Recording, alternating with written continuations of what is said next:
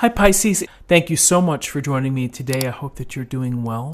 This reading is for any sun, moon, or rising Pisces, and we will look at the cards. We'll get a sense of the awareness or the big ideas for the week, guidance and possible outcomes. I'll also choose a couple of oracle cards for additional information. So let's just go ahead and get started. Okay, so in terms of awareness for the week, or the ideas, or the concepts, or the focus, we have the Six of Cups and we have the Ace of Swords. And the Six of Cups is simply a beautiful card. It's about gentleness, it's about kindness, consideration, and the thoughtfulness that how we treat each other. You see the children here. She has her arm around him. They have this, the cups are full of flowers and the abundance around them. And, you know, it really goes to generosity, unexpected gifts perhaps this week, unexpected kindness. Maybe someone reaches out and does something for you.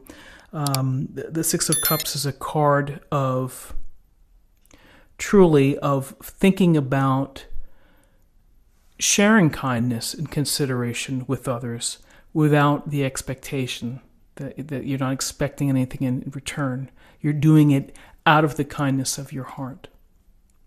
There's also a component of the Six of Cups about nostalgia, of perhaps going down memory lane and finding comfort in those thoughts. Or for some of you, maybe this week you're meeting up with some friends or family or visiting a location that you used to live in, and it brings back those warm, fuzzy feelings.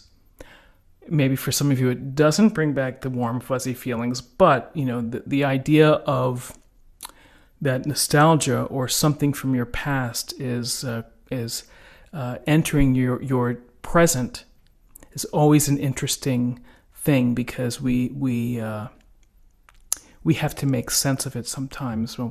And it can be as innocuous as having lunch with an old coworker that you haven't seen for a while.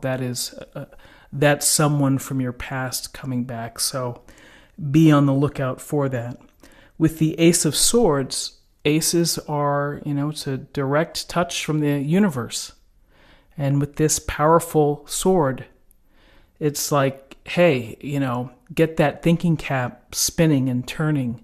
Now's the time to use your head for new ideas, innovation, to be inventive, to be a thought leader, to direct others, or simply to change your own way of thinking.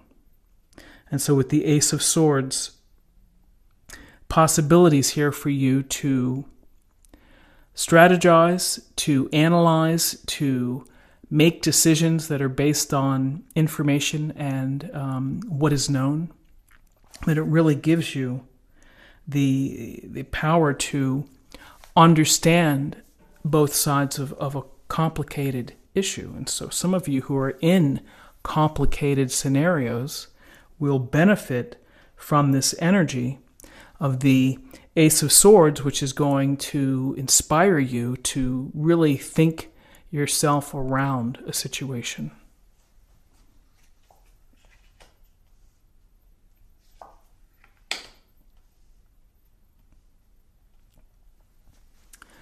Okay, Gemini, so in terms of guidance for the week, we have the King of Cups and we have the Three of Swords. The King of Cups is he's someone who's experienced, someone who really understands emotions and how to use them to their best, in the best way possible. Not too much, perhaps, not too little, just the right, sensitive, healing, kind touch. And so this King of Cups with this water energy, it looks like he's on top of the water here, is going with the flow. And as I would say, the King of Cups is, he's able to remain calm and emotionally stable within challenging times, within turbulent times. He's going to have the experience and the wisdom to be able to stay on the even keel. and emotionally is sensitive and is aware of others' pain, of others' happiness, whatever's going on. So with that, here's the Three of Swords.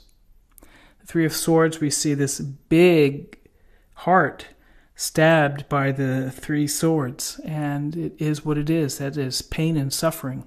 And for many, it's heartbreak. It can be the end of a relationship. It can be a tremendous disappointment. Something didn't work out where you hoped it would.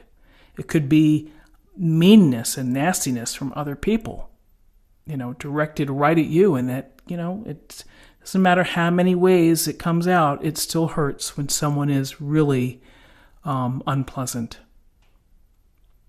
So how do we get around the Three of Swords? This King of Cups may be there to comfort you, to provide some love and consideration. And that's one way.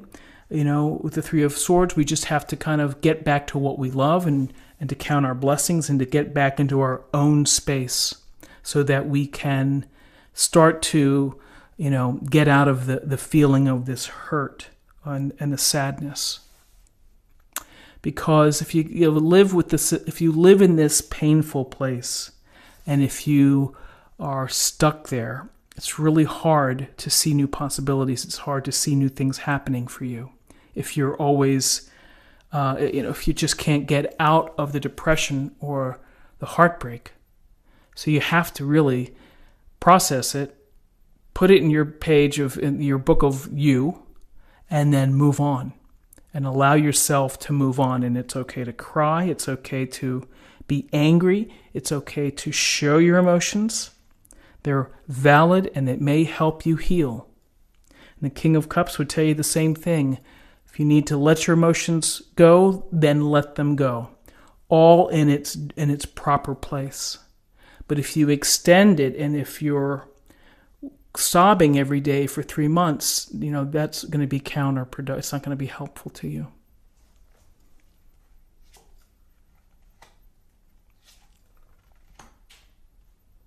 Canna. So with the Eight of Swords, there again we see the woman here blindfolded and surrounded by swords, and her body is bound and her arms appear to be bound.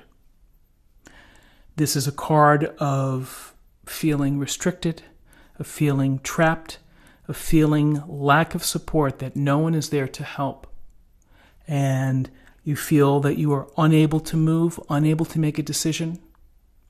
You might feel as if you're suffering, and again, with the Three of Swords nearby, a sense of suffering, a sense of feeling that you can't get out of whatever it is that's keeping you there. So, you're blindfolded, perhaps not seeing the truth and feeling negative, feeling down. There is the hope that you can, if you need to, that you could start to step away with your feet and start walking. Maybe you need to, try it that way, but it is a feeling where you just feel everything is stacked against you.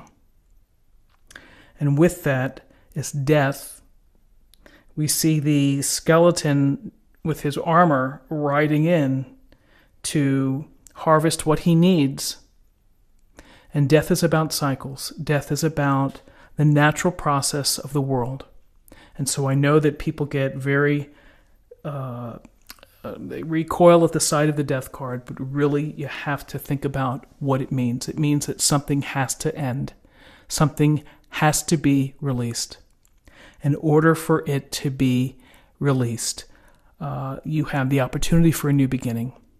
You have an opportunity to transition into something that is better for you and that's going to bring you joy and happiness.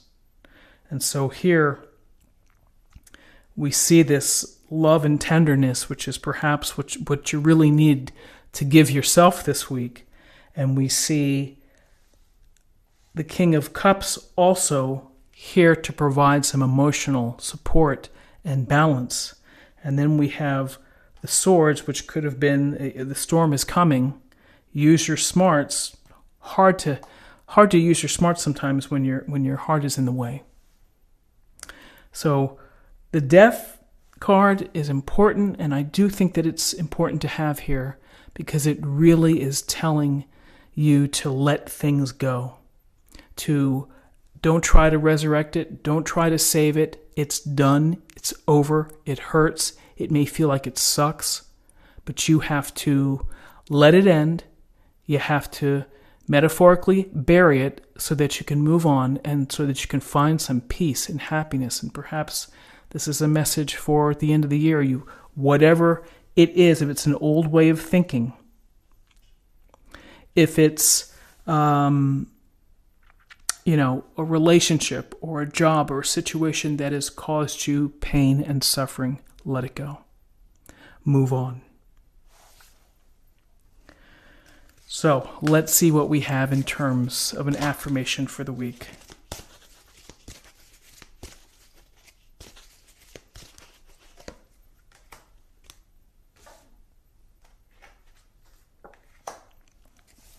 Cycles and rhythms. Honor the cycles of your body, energy levels, and emotions.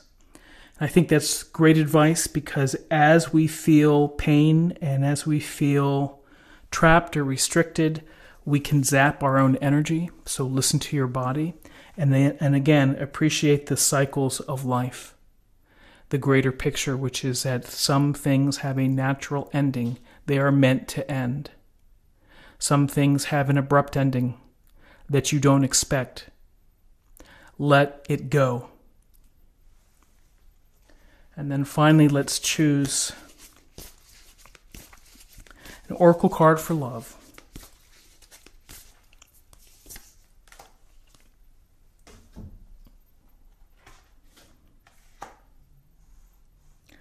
Honesty is essential. To be a loving person, it is important that we speak truthfully and in a loving manner. So the truth is power, and sometimes the truth with the honesty can be a challenge for some. So be honest to yourself and be truthful, and again, speak your truth and be clear and direct and honest about it. This is what I have for you for the week, and I hope that you do make it a great week. I wish you a happy new year. And if you enjoyed this reading, subscribe, like this video, share this video, and I will see you again soon. Take care.